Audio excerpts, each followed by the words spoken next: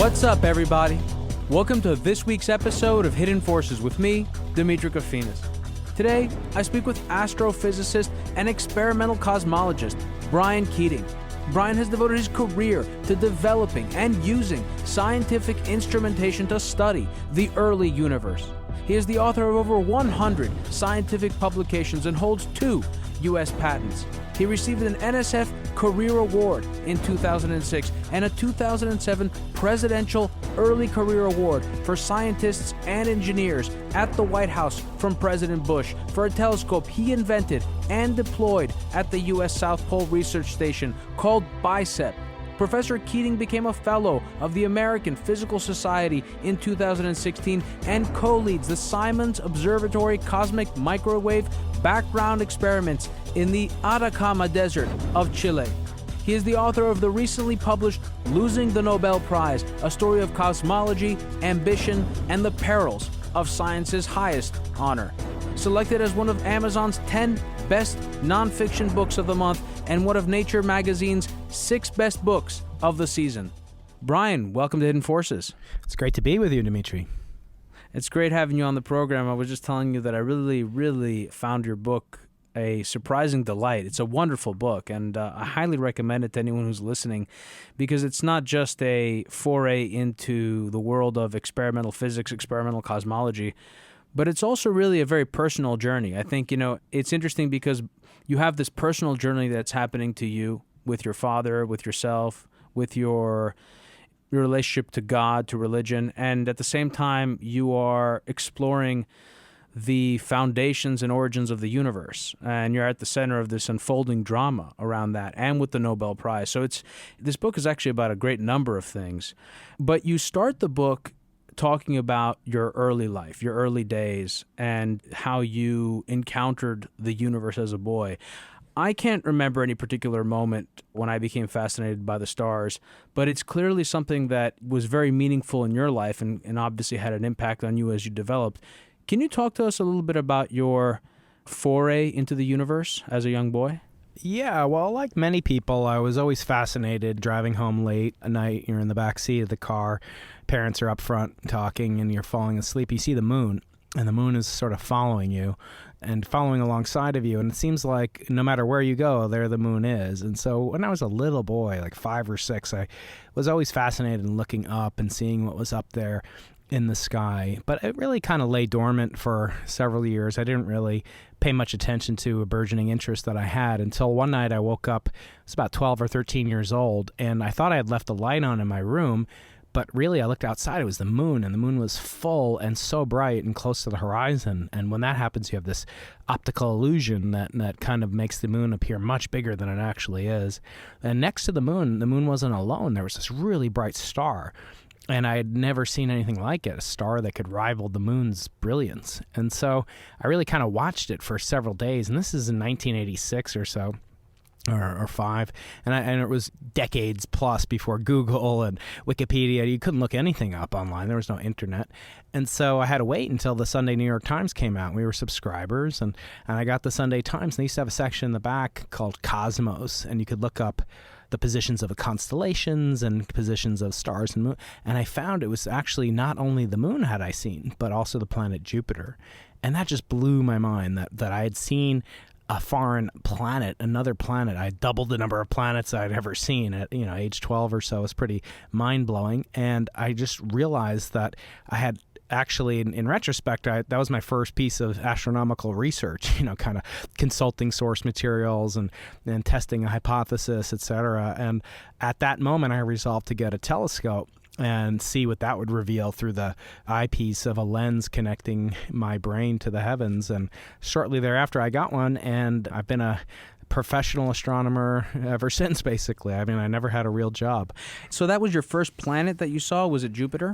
Yeah, with the naked eye, and then I saw it through the telescope. And the telescope, for your listeners, even if they're in the middle of New York City or Shanghai or wherever they are, you can still see the same fantastic visions that Galileo saw through his telescope, barely a couple inches across, and you can get it online at your favorite online retailer if you don't have a camera store nearby for $50 or something, less than some apps cost on my iPhone. Well, you called it your time machine, and I think that's appropriate. Obviously, one, in the sense that light takes time to travel across the universe, and when we see something, depending on how far away it was, that determines when we're seeing what we're seeing, in a sense.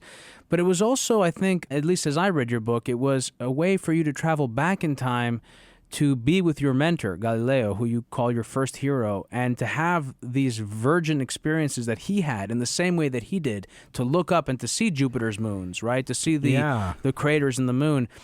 And it made me stop and take a moment to appreciate the wonder that we experience as children when we look for the first time through a telescope or we hear someone on a telephone. I think there's something that we've really taken for granted, understandably, but we have nonetheless taken for granted in the way in which we incorporate all these instruments and devices, these technologies that we've created with our intellects and our brains and our capacities to collect information and to measure things and to communicate across vast distances, something that would otherwise be confused with magic. Yeah. And it's part of our daily lives. And I think when you're a child, you encounter that for what it really is, the magic that it is. And it's a wonder that I think it's worth sort of appreciating. And I think it's interesting, and I want to ask you about this. When you were a kid and you were looking at the stars and then later reflecting on that and thinking about Galileo and these astronomers who came before you with much less advanced technology, what you think that was like for these scientists who were literally at the beginning of the scientific revolution 500 years ago, 400 to 500 years ago, and looking out into the heavens and seeing all of a sudden these things for which they had no reference, right?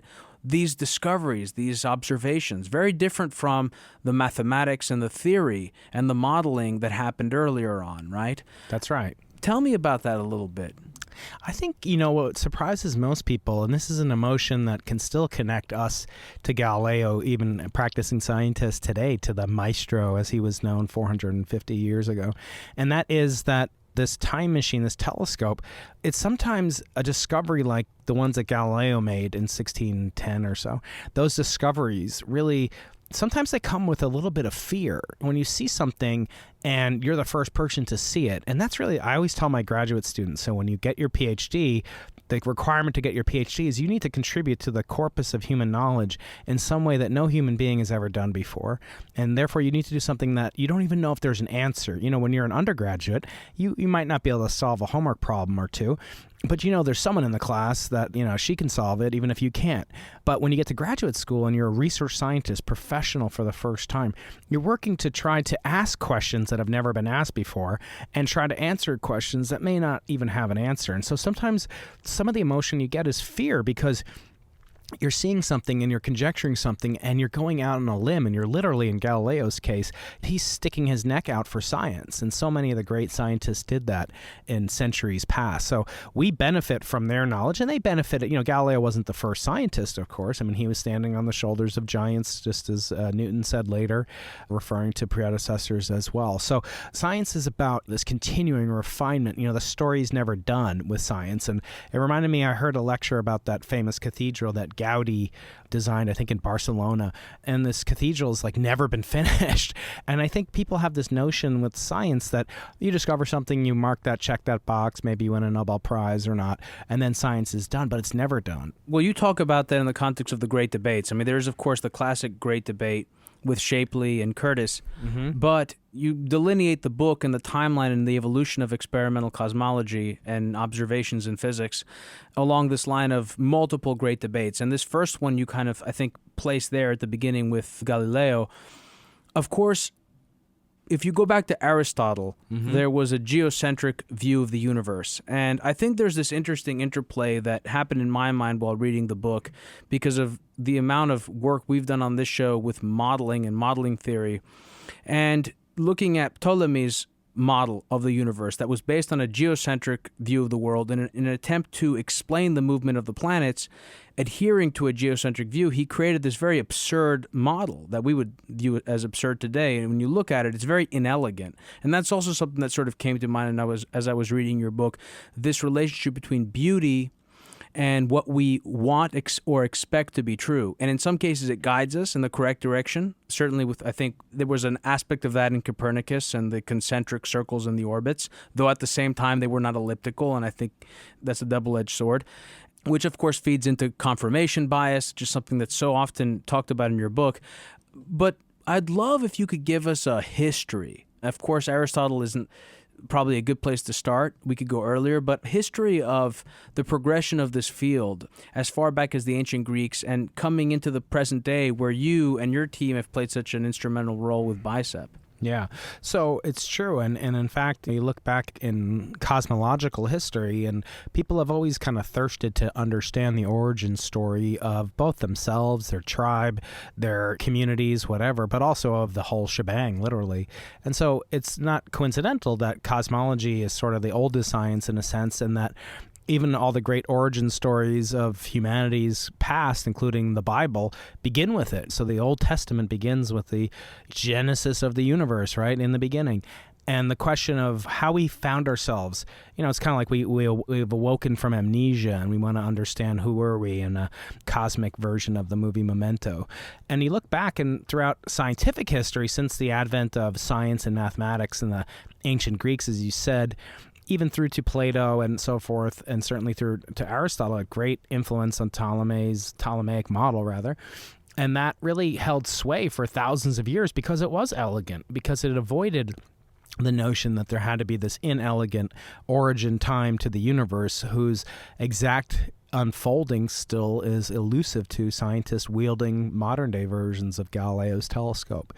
And so the question of how the observation of science and how empirical data is so inextricably intertwined with advances in science. And we normally hear about them sort of on the periphery. Like you'll hear someone, Stephen Hawking or a Brian Greene or a Lisa Randall, and they'll suggest these fantastical sounding theories of extra dimensions and superluminal travel and wormholes, etc. But in reality, a lot of what was actually observable is left out because some of their theories, you can propose many, many theories, but unless they're confrontable by evidence, it's impossible to say if they're right or wrong. That's one of the things I really love about Ptolemy's model. And you look at it, he was able to make accurate predictions about the movement of the planets within the confines of certain assumptions because he had not introduced falsifiability, right? Right. He wasn't able to actually, and I think that's so valuable, again, to really point out in this discussion. One of the reasons that I wanted to have you on the program, besides the story of the Nobel Prize in the book and your experience with your father,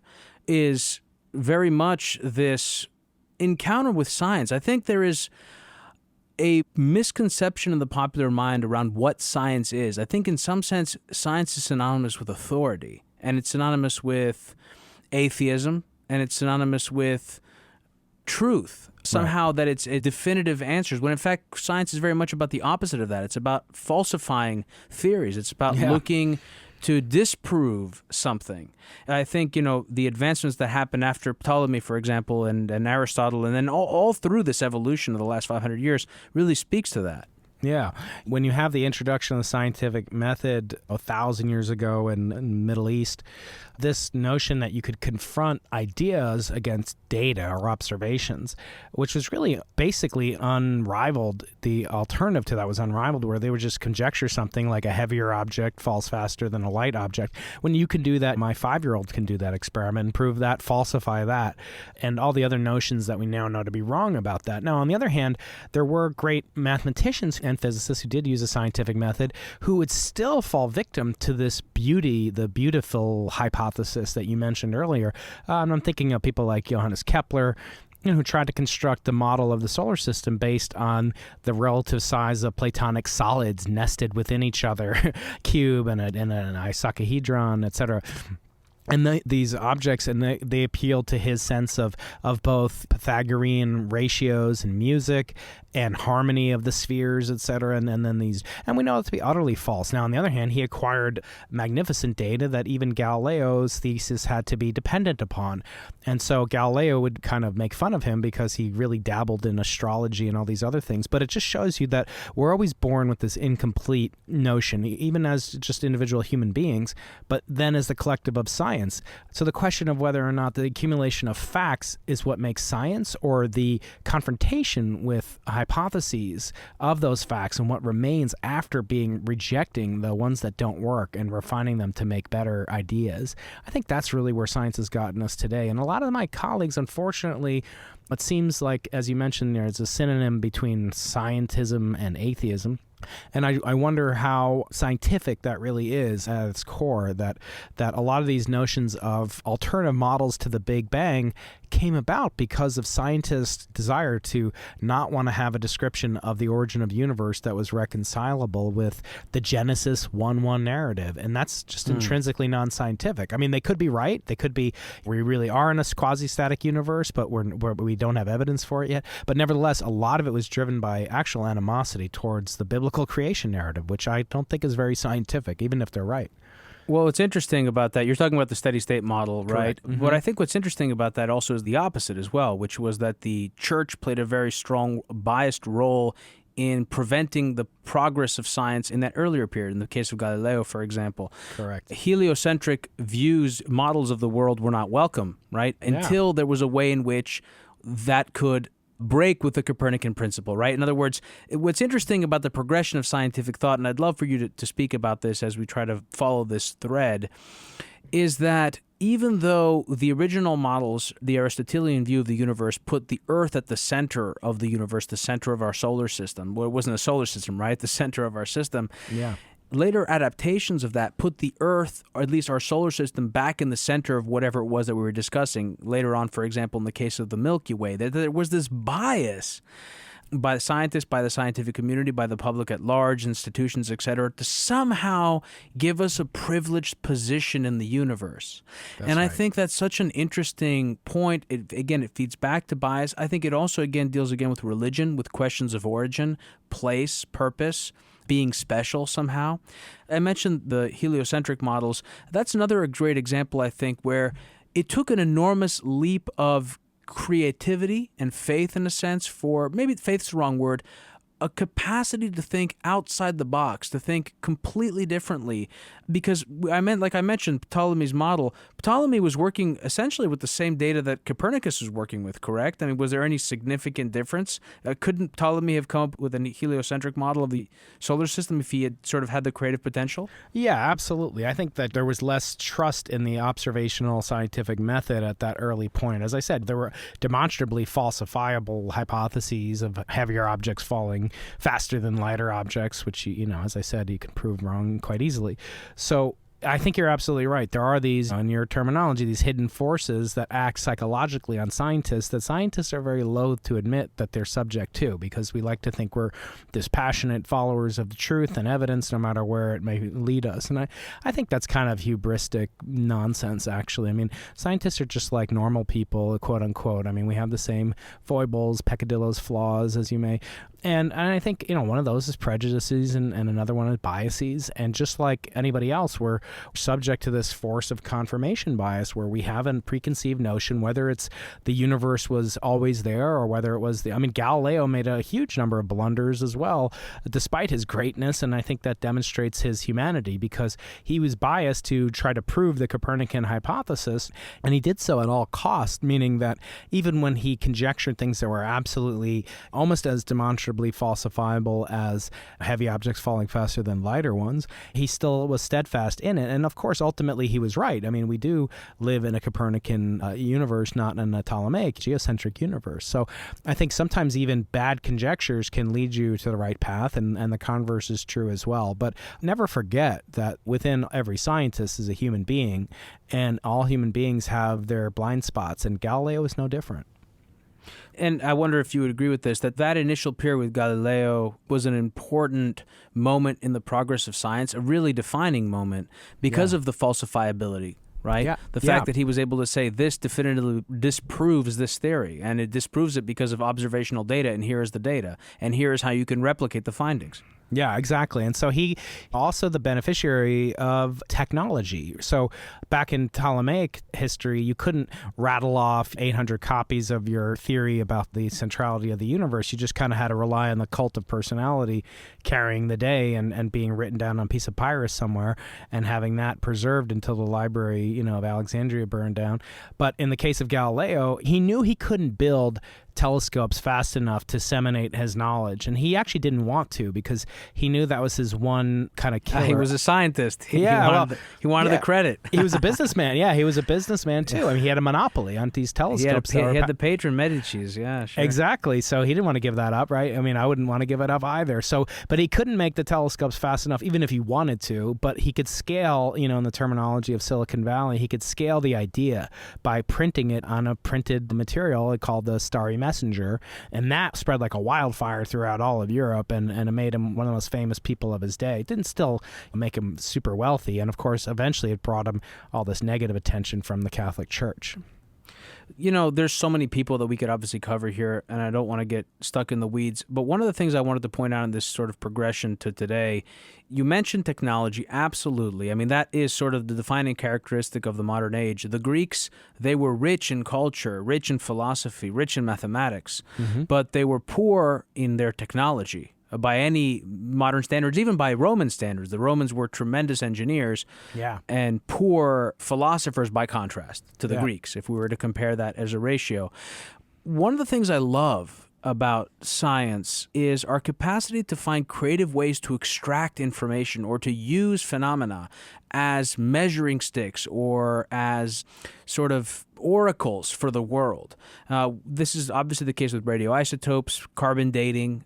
It's the case also with Cepheids, and that's something I'd like to discuss. Now, that's what's known as a standard candle, and that's something that has been instrumental in helping us come to very firm conclusions about, or at least to disprove theories about the universe. Can you talk to us a little bit about the progression and some of the most sort of important examples of these? I don't even know what you would call them, and how essential they were in the progression of science and observational experimental cosmology over the last few hundred years. Yeah, so since the ancient Greeks, since Hipparchus and other ancient Greeks, you could actually measure the distance to objects that were fairly nearby based on just simple trigonometry or geometry. So you can actually do this. If you hold your thumb out at arm's length in your right hand and close one of your eyes and then alternate your eyes back and forth and see which position against the distant wall your thumb appears to be at, if you know the distance between your two eyes, which is easy to measure, you can essentially measure the distance by measuring the angle that is subtended by the different shift in position of a distant doorknob or something that you're covering up. So that's called parallax, and parallax works really well, but if you try to do it out here in California from where you are, the angle is so infinitesimally small that you actually couldn't measure it without significant uncertainty. So this measurement of geometric distance, which you can trace directly to, say, the separation of the human eye, or if you like, you could trace it between two different periods in the Earth's orbit, say in the spring and in the fall when the Earth is 6 months moved and the stars will shift slightly against the background of more distant stars.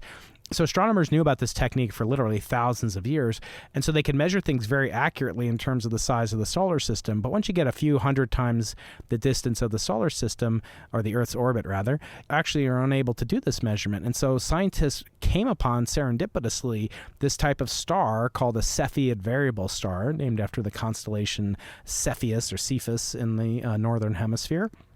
And this type of star has a wonderful property that its intrinsic brightness varies over time, and the time scale over which it varies is just a few days. What's interesting is that all stars have some variation. I mean, you may have heard of solar flares and space weather and things like that. So our sun is a variable star too, but it doesn't vary as dramatically as this particular type of star does, nor does it vary on these predictable time periods as this star does with these intensity changes. So these stars can kind of get half as bright, and then they can double in brightness over the period of a couple of days. And I just want you to think, we now use these stars to measure literally across the universe, thousands and thousands of kiloparsecs, megaparsecs, going deep into the past of the cosmic history.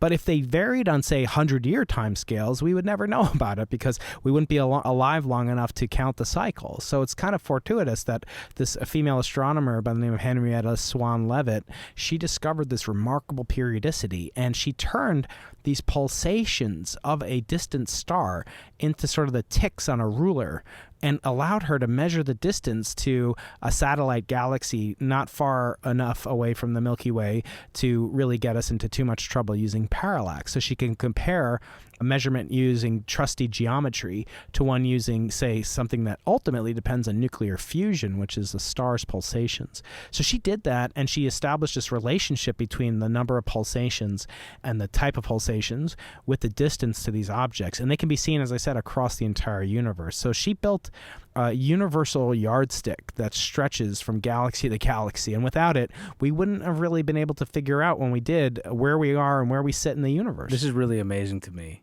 I mean, this particular, like your Leavitt's law specifically, but more generally, our capacity to reason in such a way that we're able to discern standard measurement tools. I mean, the technology gives us the ability to see things, to collect information, but to make sense of that information is a remarkable thing. And this is, in a sense, a piece of technology, in a sense, right? This law. Yeah. And that all of a sudden completely changed the game, right? And was it Hubble who was the first person to use that to prove through his observational data that, in fact, the Milky Way was not the universe and that the universe was much larger than that, consisting of so many other galaxies? He was one of the first. You mentioned Curtis and Shapley, and they really had this first, what some astronomers call the first or the only great debate. I claim there's been 5 of them, and there's probably going to be 500 more stretching into the future. But in the 1920s, they had this debate on whether or not the Milky Way is the entire universe or not. And the Milky Way is our galaxy. We now know the Milky Way to be only, with quotes around it, a collection of about 100 billion stars. And we now know that there's about 100 billion other galaxies in the observable universe. Therefore, there's 100 billion squared stars in the observable universe. Just incomprehensible numbers, one with 18 decimal places or 22, whatever. And so you think about that and you wonder, what is the significance of the Milky Way at all? And this was kind of very important, stretching back to the same kind of debate as Galileo Copernicus waged against the Ptolemaic geocentrists, which is how important, how central are we in the arrangement of the universe and the way that it's known in each particular scientific generation. So back in Galileo's day, the universe was the solar system. First, we were the center of it, and then he moved us off axis, off center, and then became this, are we the center of the Milky Way? And then Herschel and others made some mistakes about that. And that really wasn't solved until Shapley, came up with this theory of how the galaxy was not centered on us, but was centered in a distance, quite a distance away from us. But even he was wrong, because he thought that the Milky Way was so big, even though we weren't at the center of it, it was still the entire universe. So that debate went down kind of half and half in his favor and in Curtis's favor. So I wonder, if I was an astronomer living back then, would I be as confused as we are now about these other strange forces that are hidden to our observational senses and detectors, like dark energy, dark matter, and this kind of very interesting physics at the microscopic level? And they would be thrilled, and they would fit right in after a very brief tutorial on what's happened. So what's interesting to me is that the cosmology story, it doesn't repeat. But as Mark Twain said, history doesn't repeat, but it rhymes. In our case, it's rhyming again, where we're in the midst of another debate, which is, are we the center of the multiverse? Well, this is also a really rich time in physics, right? Particularly theoretical physics in the early 1900s. Einstein was front and center during this period. But this was when the steady state model was coming under attack. And I guess early notions of the Big Bang began to emerge. I got to say that this subject, physics and astronomy, of all the subjects that I've covered on the show, is the one which I have the most trouble wrapping my arms around. And we've covered some really complicated subjects, but for whatever reason, there doesn't seem to be a good resource where you can get a complete, comprehensive, and a history of this field and the developments in it. And because it feels as though there are so many different aspects and they emerge in so many different places, and no one really knows where they fit exactly, right? And I guess that comes back to this point of wanting to create a grand unified theory. How can we understand, we hear these terms like dark energy, dark matter, Big Bang, inflation. How do these all fit together, and when did inklings of these begin to emerge during this period in the early 1900s? What happens in this field, and it's not too dissimilar to, say, how our understanding of quantum mechanics, say, is evolving over time, and then particle physics, nuclear physics, we're always born kind of in the middle of the story, and with cosmology, it's not any different. And so you take the kind of good with the bad. So we're given a certain leg up on our ancestors as they had a leg up on their ancestors. But then we also have the capacity for innovation and creativity. I think the developments, if you trace the developments of technology, that's one way to appreciate the modernization of the modern story of cosmology. I mean, there was very little that happened between, say, the time period of 0 BCE to 1400, 1500, and Copernicus and Kepler started their activities.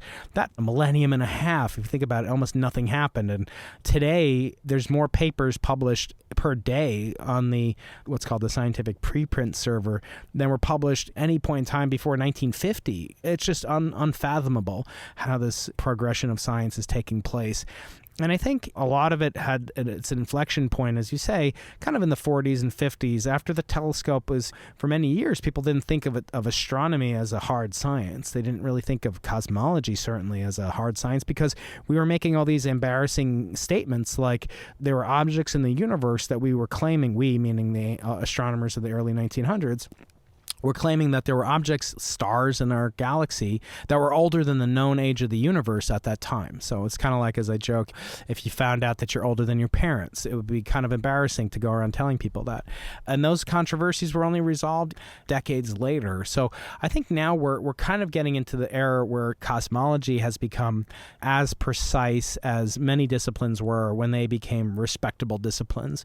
Can you explain to me how this theory of inflation works? First of all, I mean, as I understand it, I think it was Lemaitre that first posited it somehow, or some sort of nascent version of it. A relative of it. Yeah, a relative of it. He sort of had the first version of almost what you'd call a quantum theory of the origin of cosmology. I want to ask you, though, because Mm-hmm. this is also, I think, it works along the lines of what we're describing here, which is that you observe data, you see something, and all of a sudden that contradicts the models that you have that work, right? And now you have to go about figuring out, all right, well, first of all, I have to verify, did I see what I saw? And if I did, then how do I reconcile this with these models? And do I need to update my models? Do I need to create new models in order to account for what I've seen here? How did that happen? How did that process happen, for example, that gave birth to the theory of inflation, of cosmic inflation? Because that's so central to your work, right? That's what BICEP was about. It was about looking to find the earliest sort of signs of ripples of the early universe. And I'd love for you to explain that to me. But give us an understanding of what this is, and how does inflation tie in with the Big Bang? And I want to ask one more point, which is we're talking here about centers and being at the center of everything. But does this framework, does this model of the world, of the universe, make a center? Is there a center in a universe that is expanding everywhere? Right. So I'll answer your last question first, and your first question not at all. I think there was a third one in there somewhere too. There's like 5 questions packed into that one. So your last question is absolutely correct. There is no center of the universe, and that is sort of the one of the great debates as well that I cover. But the illusion of centrality is given by the observation of galaxies that we see in all cases except for literally a handful of galaxies. They're all moving away from us. So I heard an ambulance coming by your studio a little while ago, but imagine like every ambulance in the city was coming towards you. You'd think, well, I must have been causing some great accident right where I am, or every ambulance leaving the scene of where you are, and you could tell that from the Doppler shift, the increase or decrease in the pitch of the ambulance's siren. So you would think you're pretty special, but because on average you should expect that all the ambulances are kind of moving randomly around you in the city right now, unless you're, as I said, you're talking about the Doppler effect, which is that when an object that's emitting a noise is moving towards me, those sound waves are compressing because it's moving towards me as it's emitting those sounds, whereas when it's leaving me, those sound waves are longer, which is why we hear the difference when a speeding car moves towards us and then moves away. Exactly. And so for astronomical objects like galaxies, they don't emit sound, but they do emit light. And the analog for increasing the sound wave proximity crests of the waves, decreasing the wavelength, is that their pitch or their frequency goes up as the sources move towards us. But there's very few galaxies that are blue shifted, and most of them are red shifted, meaning their light goes from bluer to redder because of this increase in wavelength or decrease in frequency. So almost every single galaxy, remember I said there's 100 billion galaxies in the observable universe, we believe, and all but 5 or 10 are actually rushing away from us at fantastic speeds, large fractions of the speed of light in some cases. So that was a big puzzle that astronomers didn't really understand, and was part of the impetus for the inflationary model for the universe. So the Big Bang really takes over after a couple of minutes after the origin of the universe. But no one really understood, well, what put that expansion into motion? What was kind of the rocket fuel, the expansive push that is blowing apart or moving apart space-time itself? And what kind of energy source could do such a thing? It almost appeared as if the universe is possessing some form of squishy, repulsive anti-gravity, that it's not like an ordinary explosive or rocket fuel or something like that. It does act in that way, and it caused the universe to accelerate to such large distances in such a short time that the Big Bang could not really explain it. It was impossible for the early model of the Big Bang, as proposed by people like George Gamow and others, to really understand how could all the matter in the observable universe be compressed into one point. If you run the movie backwards with all these ambulances rushing away from you, and you run that movie back, they're all touching each other at one point, and they're picking up the stretchers outside your They wouldn't even studio. be ambulances, right? I mean, how do you wrap your head around if you really took it seriously. Right. So if you really took it seriously, as Lemaitre did, then that expansion, coming back to the ultimate, what he called the cosmic egg or the primeval atom, was an atom, a single atom with the equivalent atomic weight of the entire universe as he observed it or knew it back then, 1920s. And so this idea was really considered too crazy to take seriously, and actually Einstein ridiculed him for many years about it. And Lemaitre was a Belgian priest in the Roman Catholic Church, and he actually didn't want the church to use this as evidence for the Big Bang or claim for the Big Bang, and they didn't take his advice. So, and even by that time in the 1920s, they still hadn't pardoned Galileo for the crime of heliocentrism 400 years nearly before. So it's kind of ironic that they latched onto certain data but not other data. But anyway, getting back to the Big Bang and inflation. So it's noticed that, let's just say the galaxies were so far apart that they really couldn't have gotten the properties that they observed unless at one point in time they were actually literally all touching. But if you ran the expansion backwards, there was no way to get that to happen. They just were never going to be moving with enough velocity to get them at the literal astronomical distances that we observe them at, unless something almost magical happened. And that magic phenomenon is called inflation, and it really posited that the universe that we observe today emerged from some very mysterious entity called a quantum field, a field called the inflaton, which expanded faster than the speed of light and allowed us to break this extrapolated barrier that seemed to indicate that the universe was too big to have gotten as large as it was with just the simple ingredients of the expansion known back in the 20s and 30s. Just to clarify something, when you're saying the expansion known back in the 20s and 30s, you're talking about that sort of primordial atom, which is still a derivative of a four-dimensional space-time, right? Well, yeah, it was an actual, in his conception, it was an atom with the atomic mass of the entire universe. It was basically as small as you could get while still obeying the laws of physics. In some conceptions, yes. In others, let's put it this way. In most cosmologists' minds, even until the 1980s, it was basically a singularity. It was basically infinitesimally small, and all the matter and energy in the universe was compressed into that infinitesimal patch of space. And then that patch of space caused the evolution of the properties of this quantum field as time progressed, then allowed this field to produce the expansion, accelerated expansion that we observe today.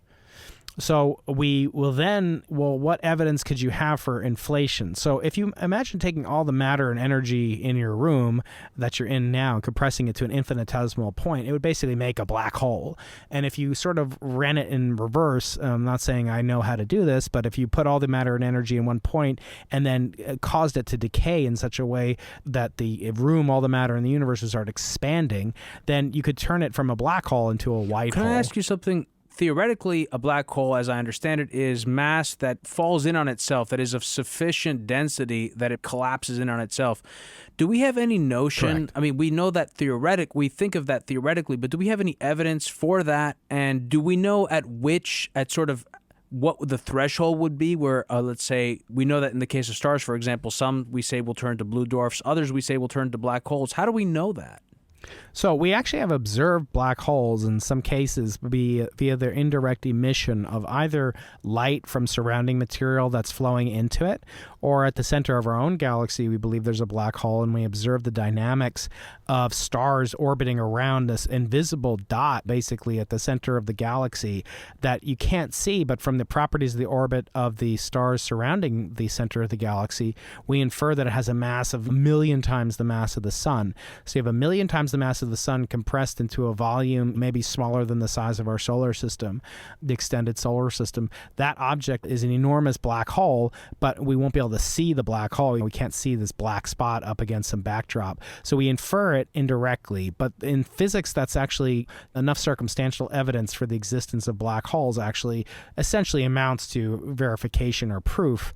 And then in recent years, since 2015, we've known about the properties of multiple black holes as they come crashing together. They emit a wave of energy called the gravitational wave, and we've directly detected gravitational waves for the first time with the LIGO experiment in 2015, as I said. So this notion of the existence and reality of black holes is extremely well cemented with, albeit circumstantial, but certainly verifiable, confirmed by multiple routes of evidence. Okay, so black holes are real. I took you off there a little bit, but we were on inflation, and I want to get to the work that you guys did at the South Pole in order to use gravitational waves or try to capture data from gravitational waves to get at a much earlier point at the origin of the creation of the universe, right after the Big Bang, as I understand it. Please continue and walk us through sort of that journey, and that would lead us to your story about the Nobel Prize. Yeah, so it was conjectured in the 1980s that if inflation really ignited the Big Bang, if it sparked the expansion that Hubble and others saw in the rush away of galaxies at great distances and great velocities, if this process called inflation was the root cause of it, then there would be disturbances produced in the very fabric of space-time. And these disturbances are ripples that really change and squish and squash the positions of all material, of all light, of all matter in the universe as they travel. So if a gravitational wave is passing through the room that you're in, you would alternatively feel lighter and heavier if you were on a scale, and you do so at a rate determined by the wavelength of that gravitational wave and the fact that they travel at the speed of light. And the more matter in motion that you have, so if you have two enormous black holes, as LIGO detected in 2015, 30 times the mass of the sun, more or less, and they're orbiting around each other until they coalesce to make a single giant black hole with a mass of almost 60 solar masses, then that will emit a certain amount of waves of energy in the form, it can't emit it in the form of light because black holes are completely dark and absorptive and suck in the light that would be produced, but instead they can release pure gravitational energy. So if you were there near this coalescence of two black holes, you'd be ripped apart by those forces that would stretch and squish your body alternatively, traveling at the speed of light. How do we think about? Can you explain that? Because I always, the way I think most people think of black holes is that they have one direction that's in the hole. But you're saying, can you explain what you're describing? So what Einstein conjectured is that space-time is not this infinite lattice work of distances that remain fixed for all time. Instead, each moment in time is like a slice through, or is like a trampoline surface. So imagine you take a trampoline and you put a bowling ball on it. The trampoline will bend by the mass of the bowling ball in a gravitational field, but just assume that this bowling ball is in a gravitational field. Now you could roll a tiny marble around that bowling ball, and that's Einstein's model of how gravity distorts space-time, and the curvature of space-time is what we perceive of as gravity. So now if you imagine increasing the mass of that bowling ball until it's the mass of a car, and then you keep going, it's the mass of a building, and then it's the mass of the entire planet, and then it's the mass of the entire universe. So you create, collapse of space-time. Enormous. It's a complete singularity in space-time, right? As you do that, as you add more and more mass to that object, it's going to produce tiny ripples in the fabric of that trampoline. So the trampoline, if you were to add more mass on top of it, for a little bit, as you add mass onto it, it would produce a little tremble of that trampoline. The trembling of the fabric is what I'm calling a gravitational wave. So as the objects move into the black hole, they create ripples? Is that what you're saying? Exactly. 100% right. Yep. And conversely, if you were to play the movie backwards where the black hole's kind of shedding matter out of it outwardly, that's kind of like a white hole. And that is the origin story of inflation, that it begun with this rapid expansion, acceleration of all the matter in the universe, not just the bowling ball here and there, but all the matter in the entire universe faster than the speed of light. So you've got all those ingredients of mass and motion, acceleration at the speed of light and beyond. And that violent process would produce ripples in space-time that would then spread out through the universe, and eventually they'd interact with the matter in the universe, and they produce this particular pattern on the oldest light in the universe, which is called the cosmic microwave background. And I break all this down very succinctly, I think, in the book, because I think you can't really understand it all at once, even from a thorough discussion, but you need to kind of understand, and I take people through the history of it and how what people think of as gravitational waves, how those were slow to be adopted, and how the theory of inflation came to be accepted without any proof for it. So what I decided to do in the year 2001 is design an experiment which would essentially only be susceptible to see these signals from these gravitational waves. And the thought process was, if I could see these gravitational waves with a telescope, then that would more or less confirm that inflation was correct, and that inflation was the spark that ignited the Big Bang. And then if that was true, that the universe began with this inflationary expansion, then it also would mean that something called the multiverse is true. And that would mean that's the ultimate Copernican principle, because it means that we're really nothing. We're really just one universe out of an infinity of other possible universes. So the stakes were really high for me when I created this experiment, and we built it with my colleagues, and we had to take it to the bottom of the world, to Antarctica, where the atmosphere is particularly well suited to do the types of microwave astronomy that this telescope called BICEP would later do. And so it was really built to confirm the inflationary hypothesis, and therein lies some of the problem with what eventually ended up panning out for this experiment. You know, just listening to you talk, it just reminds me of why this is such a difficult subject. I mean, you just throw multiverse out casually, but like that literally just creates a crash in my brain. I want to ask you one thing, and I don't want to beat it to death because I don't understand it well enough, and I don't want to get caught in the weeds. But you're talking about these white holes. First of all, to be clear, there are no white holes in the universe, right? The only version of that would be the exploding singularity, the Big Bang, right? Yeah, we think so, right? So that would be kind of an example. But of as one, I understand right? it, and the visual that I'm getting when you describe that is this idea of a black hole in reverse, this bowling ball that has sunk down into this sort of infinite bottom of the trampoline. All of a sudden, all that matter coming right back up. But when I think about the way that the universe expands, according to the model of inflation, it feels more like a rubber band or something where the entire universe is expanding everywhere. Like you described, everything is moving away. So I guess my first question is, how do you square those two visuals? And then the other one is, if that's the case, does that also mean that our planets are also expanding from each other, just in a small way that we're not able to sort of measure in our... That's right. So there is another force, also hidden force, called dark energy. And dark energy is related to the observation that nowadays we see galaxies and we see them moving away from us, and they're also accelerating. They're not accelerating nearly as fast as the early material in the universe was expanding during the inflationary epoch, if that's true.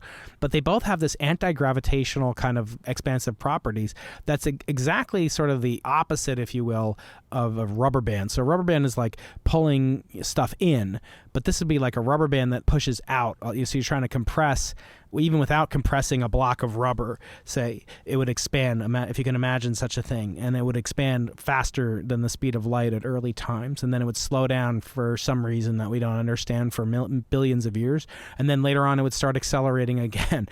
So it may be that those two forces are unified in some way. In other words, whatever's causing galaxies to rush apart, it's just a latter-day version of this inflationary early expansion of the universe. But we don't know. We don't really understand either one well enough. So my idea is, kind of like that old joke about the drunk who's looking for his keys underneath the streetlight, and the cop asks him, why you're looking here? He says, well, did you lose them by the streetlight? He said, no, but that's where the light is. And so we want to look where the dark is. We want to look and understand the things that we can understand, even if they're just a tip of the iceberg or just what's illuminated by the streetlight. And that, for me, was to really understand how inflation itself unfolded. To answer your second question, no, it doesn't mean currently that our solar system is expanding, because the gravitational field that's caused by matter is weak, but it's much, much stronger than the anti-gravitational force that's causing the universe to expand.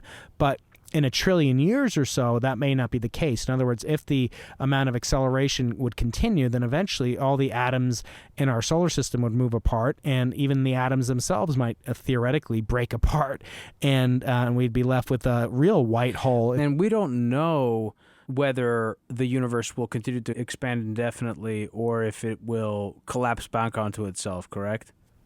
That's right, although there's a lot of evidence right now that the latter is less likely. However, so what's healthy about science is that science is always about proving what's right and removing what's wrong. And to do that, what's very dangerous in science when there's a monopoly, when there's one way of thinking about the universe and that prevails. And you saw that with Galileo, where it was the church whose ideology was prevailing.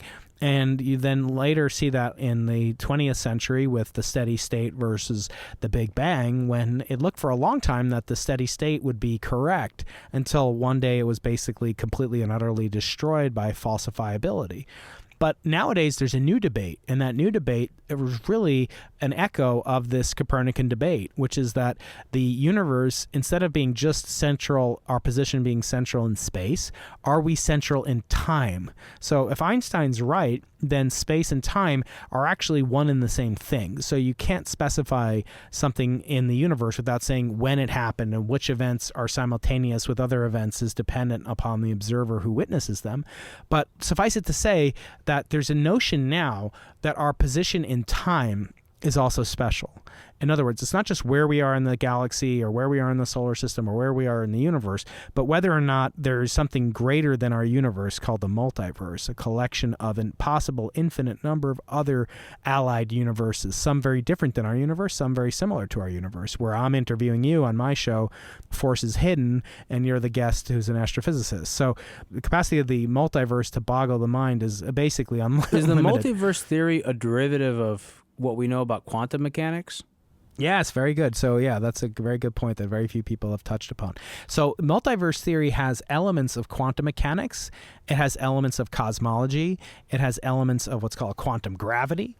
And these notions of how you describe matter and energy at very, very high gravitational fields, at very short time scales, at very high energies, with high velocities, those are all inter alia, and they blend together into what's called quantum gravity. And there are some that suggest that there are findings in the multiverse which are related to entities in a completely disparate field called string theory. And those string theoretical models have predictions also for an infinite number of universes, an infinite number of properties of that universe, where the speed of light is 1 mile per hour instead of 186,000 miles per second in some universes. And those would have drastic consequences for the existence of intelligent life like us. So there's a violent, roiling debate in cosmology now, and it's actually taken an ugly turn where cosmologists are not stooping to the level of calling each other names. It's not getting to the level of, politics yet, but there's been some pretty nasty back and forth between the adherents who believe that we live in an infinite number of universes, as even Stephen Hawking, the late great cosmologist, conjectured.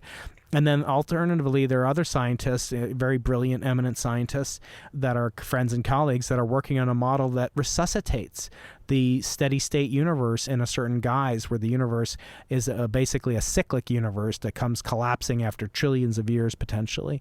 And then there's just a violent debate as to who's right. Well, the stakes wrong. are high, right? They're actually what they're really high about individuals and careers and egos. I mean, ultimately, the outcome of the questions, I think, is irrelevant, right? I mean, does it really matter what the answer is so long as we further on our understanding of whatever the sort of objective reality is, to if we could sort of pin that down to begin with. But these are really careers at stake. These are names at stake. These are Nobel Prizes at stake, right? Yes, absolutely. And to sort of bring it back to that aspect of the story, you're down in the South Pole. You're part of a team that's put together this instrument, BICEP. I think it was BICEP 1 at the time, or was it BICEP 2? But there have been iterations of it. And there's also the Planck satellite at the same time, and they're trying to discover the similar sort of evidence of the early universe. And you guys are in a race with them and whoever else is out there trying to sort of attain this data. And there's an impetus to come to conclusions, to beat out the next person. And I think, that and a number of other factors create that bias, create that metaphorical dust, which you talk about in very literal terms throughout the book, right? Which has been present throughout the history of science and has gotten in the way, this smudge on the lens has gotten in the way of so much of what scientists look for when they look out into the universe. Tell us what happened with your team and the fallout from the early results that turned out to be incorrect, and what you learned from that experience. So we were told from an early time that if we were successful with BICEP, that we would win Nobel Prizes. And presumably as the originator, one of the two people that originated the experiment, I would share one out of the 3 possible slots that each Nobel Prize can be awarded to. And honestly, I'm ashamed to admit it now, but you grow and you learn. But that was a big impetus for me as a young kid in, my mid-20s, fresh out of grad school, looking, to make a name for himself, to get a faculty job, to be able to support a family, et cetera. As you said, it was a career-building way to go about it. And certainly there's no better thing to do for your career than win a Nobel Prize. And certainly that was foremost in my mind. I know it was prominent in the minds of other cosmologists because that's all they ever told me. They said, if you're successful, you're going to win a Nobel Prize. And that's sort of the sine qua non of a lot of these discoveries, is that scientists are, as I said, they're human beings. We're human beings, and we're driven by sometimes non-scientific rationales. In the case of BICEP, we went looking for the signal from inflation. It was clear as day that's what we were looking for. That's all we could see, as a matter of fact, would be the imprint of inflation on the Big Bang's heat, called the cosmic microwave background radiation. And lo and behold, as I say in the book, sometimes when you look for something, there you are, there you find it.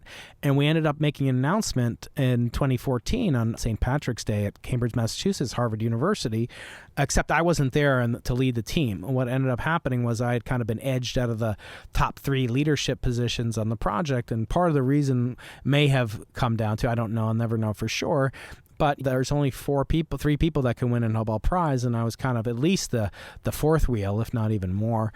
So by the time the announcement had been made, I had already accepted a new job here in California at UC San Diego, and I had been kind of edged out of the leadership day-to-day role, but I was impossible to kind of fake the origin of the experiment. It's not being my idea, so they had to kind of pay lip service to me. That must have been a pretty difficult experience.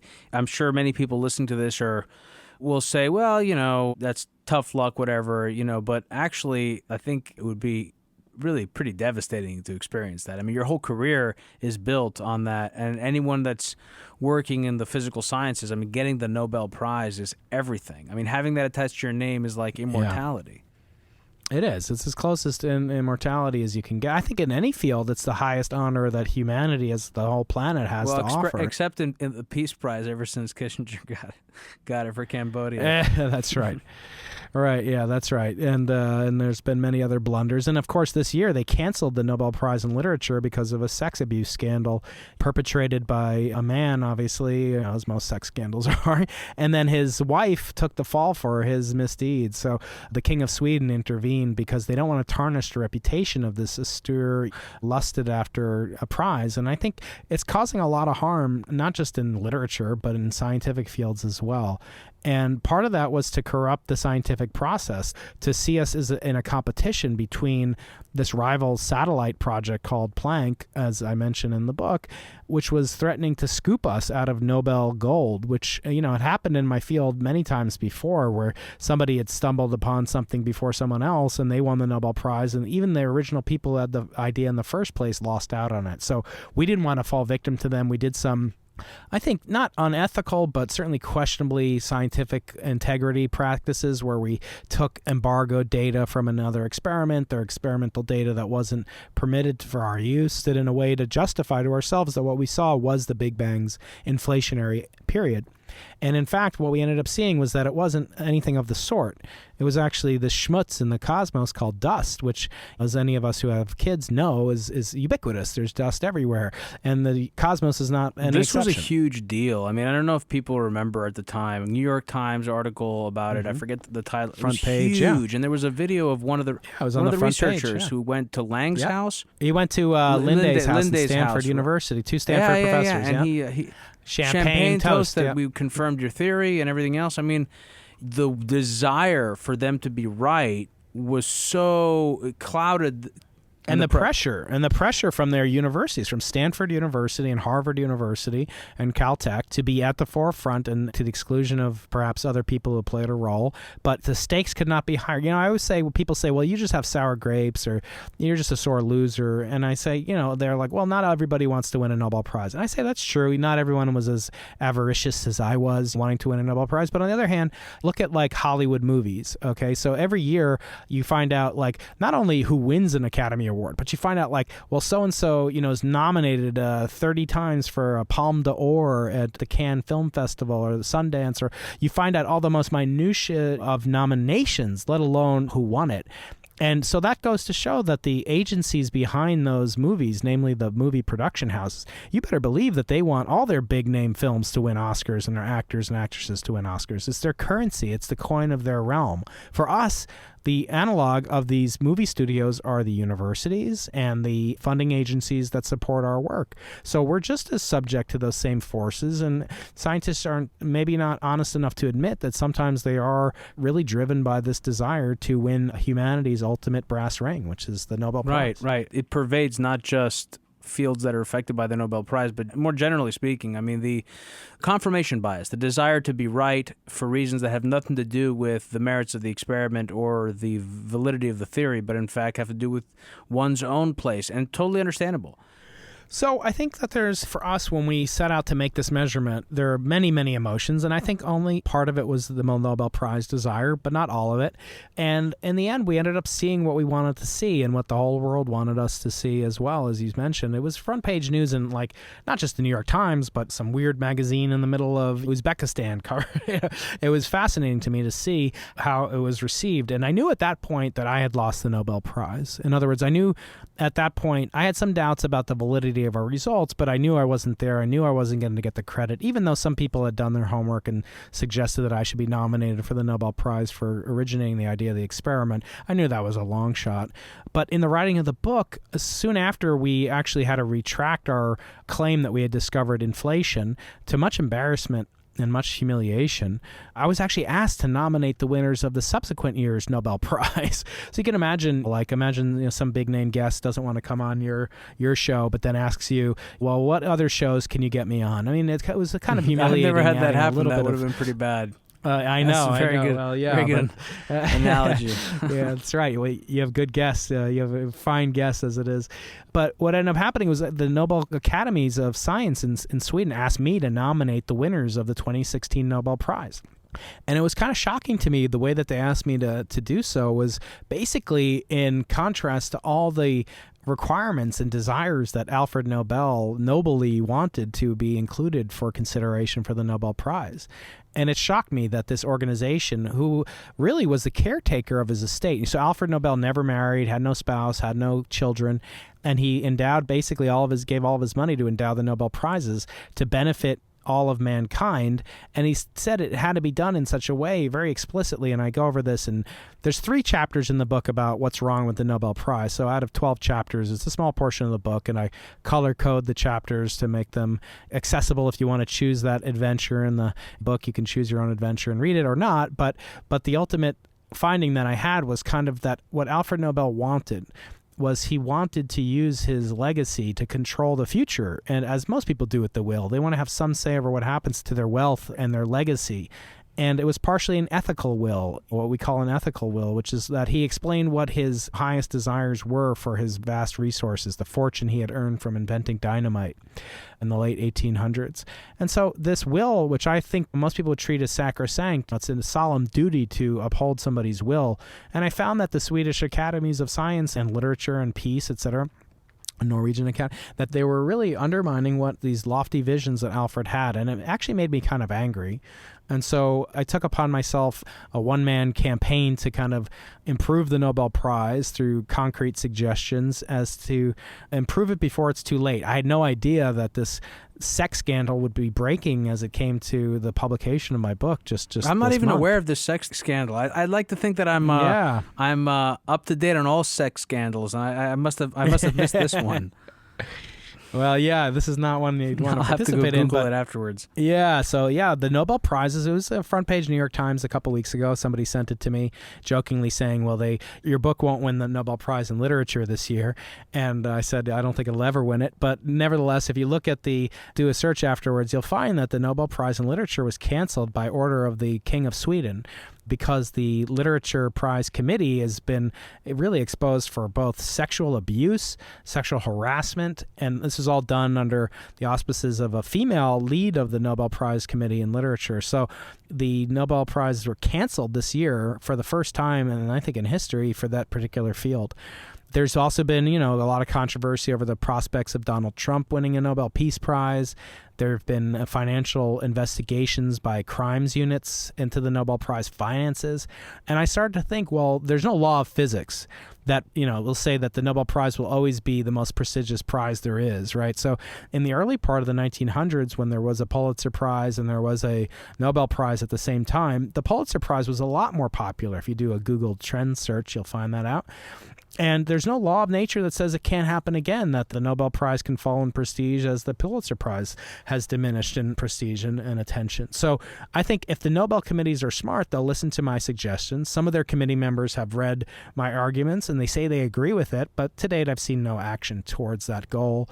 So right now it's a little bit of a lonely voice in the wilderness, but I couldn't really leave it idle after being a part of a Nobel-worthy experiment that dissipated, and then to be a part of the process to feed the machine that nominates and awards the Nobel Prizes each year. I felt it was my duty, that was the least that I could owe this poor deceased man named Alfred Nobel. I could speak with you for another hour for sure, Brian, because there's so much in your book. We're not doing it justice. We're not doing this aspect justice. I think we did some justice to the history of experimental cosmology. We're definitely not going to do justice to something else, but I want to just touch on it before we end, which is the arc of this story of your book, which begins with you as a child looking out into the stars, and it ends with you as a man doing the same thing.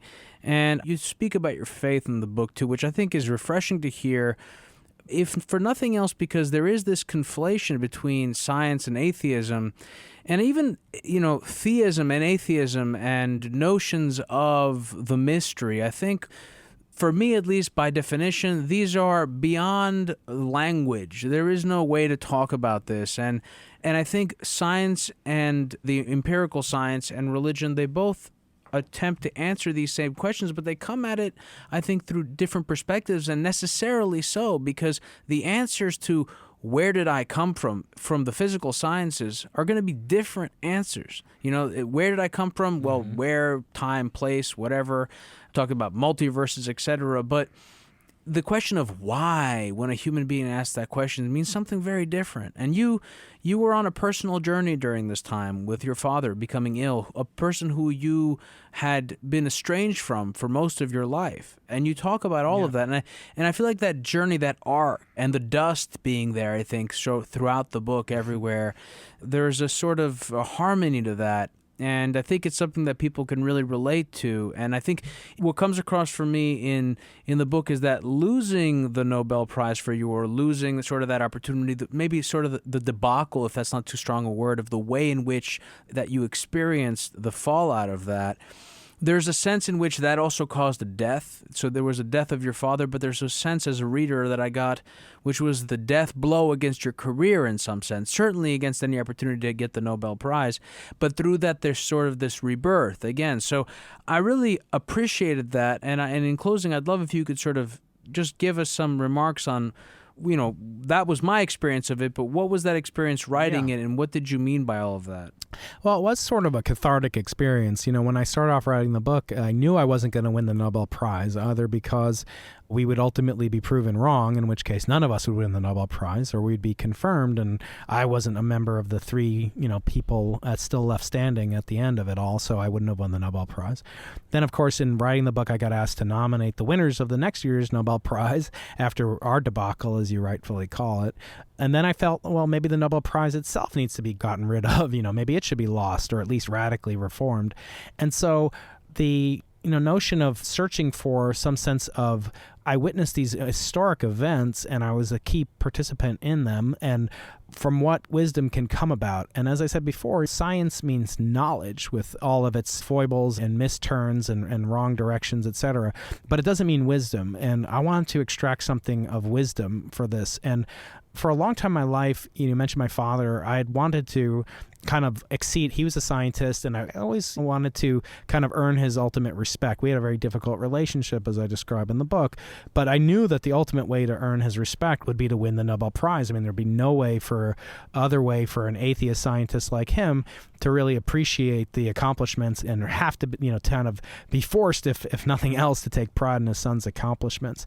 And so part of it was that. I wanted to just make him proud, and he was the smartest man I've ever known, and unfortunately he's no longer with us. But as I dealt with the, kind of realization that we weren't going to win the Nobel Prize, I realized that shouldn't be the ultimate journey, and it really isn't. And the fact that I may never win a Nobel Prize again, one of the reviewers on Amazon, I don't know who it is, but he said something like, well, you shouldn't be so negative, because in the book I take a picture of a Nobel Prize that a winner brought to UCSD to display for everyone around. And I take a picture and I say, it's the last Nobel Prize I'll ever touch. And he says, well, don't be so sure. You're young and you're able to do. But actually, it's been revealed to me for what it is, which is that I pursued this magical, kind of mystical Lord of the Rings type ring, this precious, and this almost deity-like idol for me and for many scientists. And killing that sacred cow for me was part of this book's purpose.